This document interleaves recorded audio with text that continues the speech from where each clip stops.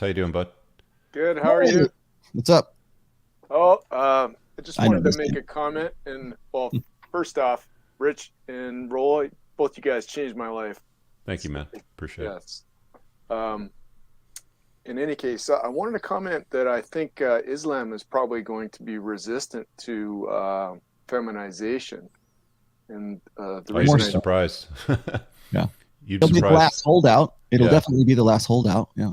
well, it's essentially my thinking on this is that the Quran and the Hadith and the Sirah are declared to be perfect and unchangeable, and that Muhammad was the guy to be emulated in all aspects.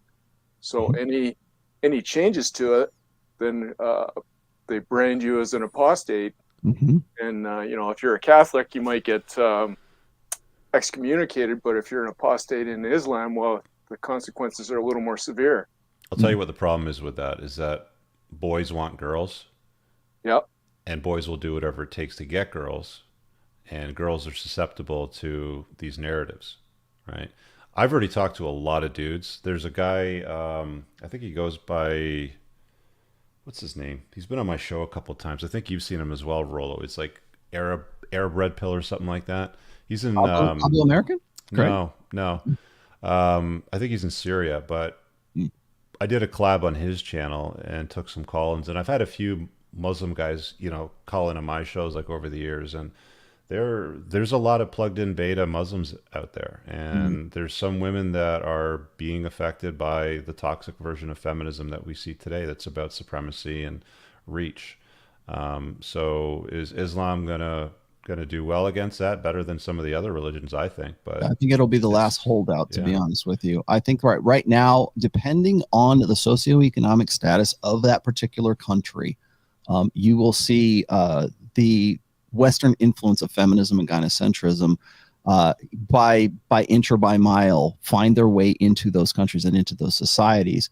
You can look at girls in Iran right now who go on Instagram and they flaunt, they take off the hijab and they're all dancing around. And they're risking really persecution because if they find out where they are, they'll send the Gestapo to come and round them up. But they're still doing that, and they get nothing but reward and reinforcement from a larger global sexual marketplace, of course, but like from just a larger gynocentric world. You go, girl. If there is abortion is legalized in Ireland or in Argentina or wherever else it is, it's not just that country that's celebrating it; it's the whole world that is celebrating that. And so when I see these instances of women in like say Saudi Arabia, now they can drive a car, now they can own a business. It's just incrementally kind of working its way in, depending on whether or not that country can actually afford to have feminism in there and have some way to reconcile that with their particular religion. If you look at Somalia right now, and a very depressed third world country, they now have a feminist government there, and it is an Islamic country right now. So there's incidences all around the world where I can point out and say, there it is right there, there it is right there, there. And I'm very hesitant to do that because very devout Muslim men don't want to have that presented to them. But what do you think the first thing is that anyone says when I say, oh, look, this Christian woman or this Christian pastor over here is preaching feminism from the pulpit? This woman over here in the mosque is now trying to have a female imam. The Mormon church is now having feminists in there. What's the first thing do you think a devout believer says when I point out those instances? They say, that's not real X. That's not a real Muslim. That's not a real Christian. That's not a real Jew. I mentioned this from the very beginning of the book, is that I can't fight that no true Scotsman argumentation, because all anyone falls back on is, well, in the real religion, if she was really a Christian, then she wouldn't be doing that. But there it is, black and white, over and over and over and over again. And so the point that I make during this whole thing is that by inch or by mile, depending on the faith, Christianity was the first to fall. Judaism, Judaism is already matrilinear to begin with, so Judaism is sort of falling as well.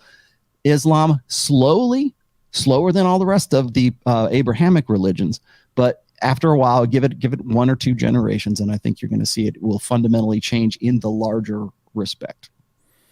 Yeah.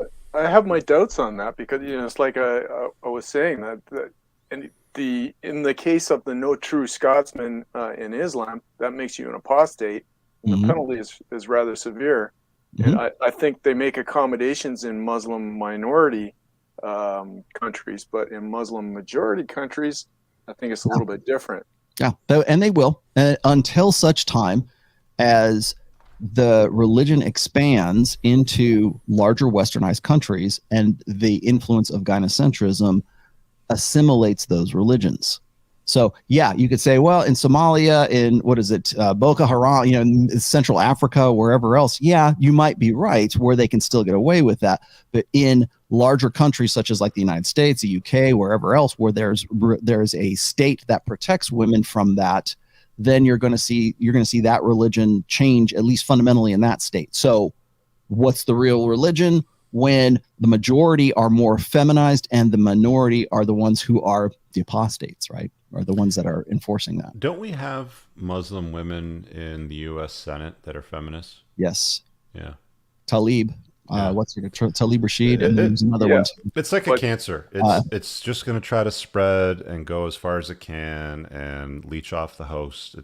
It is what it is, right? But like Roll was saying, it's going to be the last battleground for sure. So what are they going to say if it's what's not Talib, but the other girl? I can't remember her name off the top of my head, but like they'll just say she's just not a real Muslim. She's not a real Well, Muslim. they're using feminism in that case because it's they're in a minority. They're using feminism as the useful idiots.